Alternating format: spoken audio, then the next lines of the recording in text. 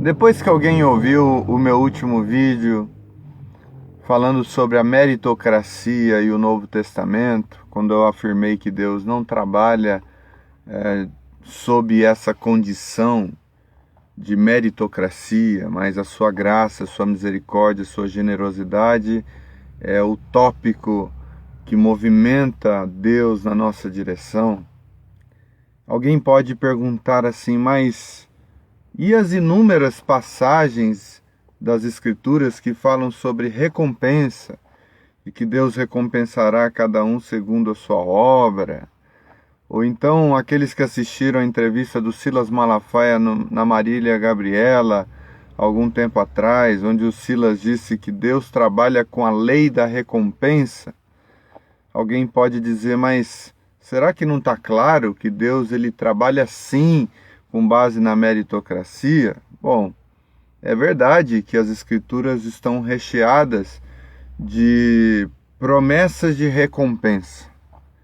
Mas a gente nunca pode pegar um texto e separar ele do seu todo. Quando eu pego um texto e trabalho apenas o conteúdo desse texto de forma muito particular, e eu não trabalho as noções que envolvem os outros textos que estão ao redor dele, eu corro o risco de ter uma visão equivocada do texto. Por exemplo, quando Deus fala que vai recompensar a cada um segundo a sua obra, a primeira coisa que a gente tem que pensar é que Deus vai recompensar cada um segundo a sua obra de acordo com aquilo que Deus considera como obra. Isso é uma coisa importante. Então nós temos que definir muito bem o que é essa obra e o que é essa recompensa, que na verdade o texto não deixa explícito.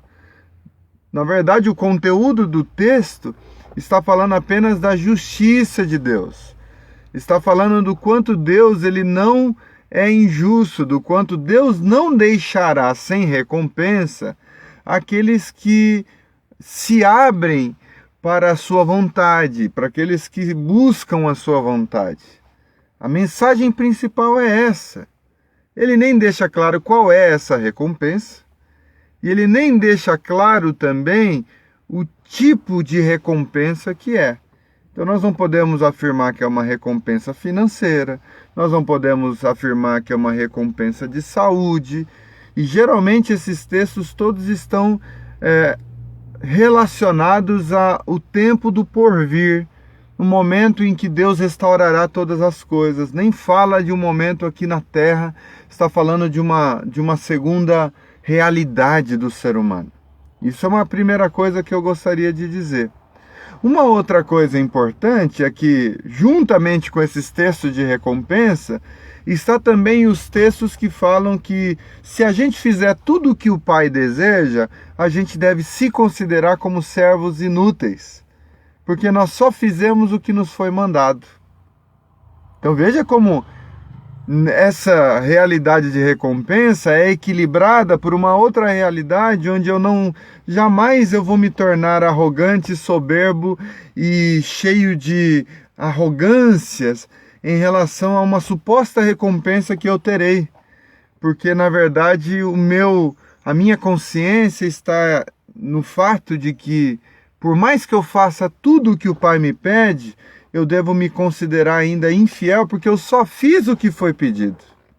Então aquilo tem que estar junto com a compreensão disso. Como a gente sabe que no reino dos céus, aquele que se exalta será humilhado e o que se humilha será exaltado, então não há motivos para eu me exaltar pensando ter algum tipo de recompensa. E deixo então essa história de recompensa, de galardão, de herança para Deus. O que Deus oferecer está mais do que bom. Eu, pela minha natureza, mereço a morte, mereço a danação eterna. Se Deus me recompensar com alguma coisa, é graça também, é misericórdia também. Porque Ele próprio me restaurou para receber uma recompensa. Ele próprio me deu as condições para fazer alguma coisa, alguma obra. Tudo vem dele, até o desejo e o realizar vem de Deus. Então é nesse sentido que não faz sentido eu ter uma vida onde eu vou atrás das recompensas, onde eu me jacto de ter algum tipo de crédito com Deus, que Ele vai me oferecer alguma coisa depois, como reação a essas obras. Até as recompensas, nesse sentido, é graça de Deus, porque eu estava morto nos meus delitos e pecados e pela graça Ele me salvou. E uma vez nascido de novo, Ele me dá a graça de executar certas obras. E pela misericórdia e graça dele, no final das contas, Ele ainda vai pegar essas obras e vai de alguma forma recompensar isso, dizendo: toda abertura que você deu à minha vontade não ficará sem recompensa. Se a gente compreender esses textos dentro dos contextos e levando em consideração o todo das Escrituras, a gente jamais vai falar de meritocracia. Jamais vai buscar incessantemente as recompensas. As recompensas serão uma consequência natural da vida que se entrega a Deus. Mas aquele que se entrega a Deus nem está preocupado com isso. As Escrituras falam: busque o reino de Deus e a sua justiça, e deixe que o seu sustento, as demais coisas, vão sendo acrescentadas. A gente não precisa ficar preocupado com o amanhã, basta cada dia o seu próprio mal. Esse é o recado, essa é a mensagem das Escrituras. E quando o texto fala lá que se a gente orar, devemos orar no nosso quarto, que o Pai que vem em secreto nos recompensará, a gente nem ora pela recompensa. A gente busca orar pelos outros, a gente busca orar por algumas coisas que acontecem na nossa vida, mas não com a motivação de receber. A oração é natural. Quem foi alcançado pela eternidade naturalmente ora, naturalmente quer o relacionamento com o Pai e, por querer, também se relaciona com Ele por meio da oração. E Deus é tão gracioso que Ele ainda leva em conta essas coisas e recompensa. É a graça atuando o tempo todo. Quando jejuardes, não mostre aos homens que vocês estão jejuando, e o Pai que vê secreto vai recompensar. Nós não jejuamos para a recompensa. A gente jejua porque nós estamos num processo de crescimento, de abnegação, de autonegação em muitas coisas. O jejum faz parte desse processo. E as grandes bênçãos que a gente recebe de Deus, a grande recompensa do jejum é a gente aprender a olhar a vida com um novo olhar, com a capacidade de dizer não para aquilo que a maioria das pessoas diz sim o tempo todo, a capacidade de vencer as pulsões.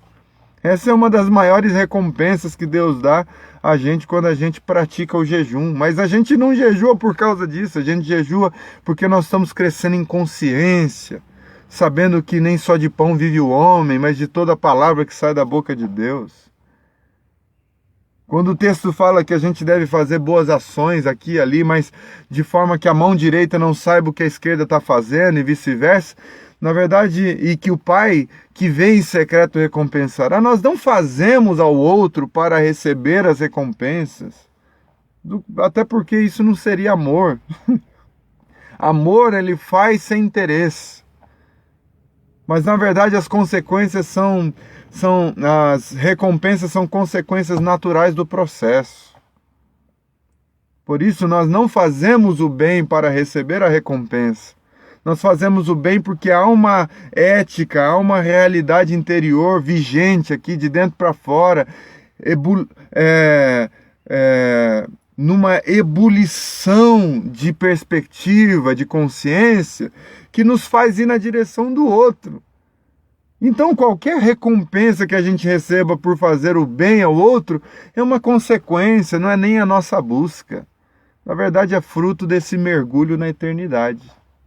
Então, nesse contexto é que não há espaços para meritocracias mesmo, não há espaço para a gente se exaltar, não há espaço para a gente pensar que nós somos alguma coisa, Não há espaços para a gente exigir nada de Deus. Não há espaços para ordenar que Deus nos abençoe ou para mandar que Deus restitua alguma coisa sobre a nossa vida.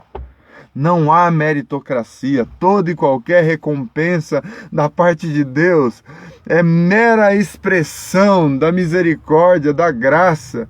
Porque quando a gente fala da recompensa de Deus, é mais ou menos assim.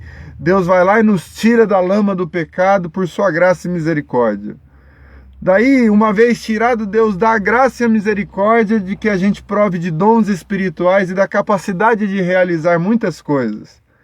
E daí Deus, por sua graça e misericórdia, pega todo esse conteúdo e diz assim: todas as aberturas que você fez na minha direção, todas as vezes que você se expôs à minha vontade, por mais que tenha sido a minha graça que proporcionou tudo isso, eu ainda graciosamente vou recompensá-lo.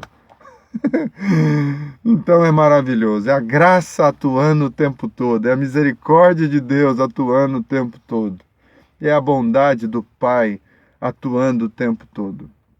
Se nós que somos maus, disse Jesus, sabemos dar boas coisas aos nossos filhos, quanto mais o vosso Pai que está no céu dará boas coisas àqueles que lhe pedirem. Não é recompensa nos nossos méritos, é apenas graça que se abre para ouvir as nossas orações e para se manifestar de maneira bondosa a cada um de nós. Participe dessa graça, desfrute dessa graça. Acabe com as arrogâncias da meritocracia, de se achar merecedor de alguma coisa e mergulhe-se na graça de Deus.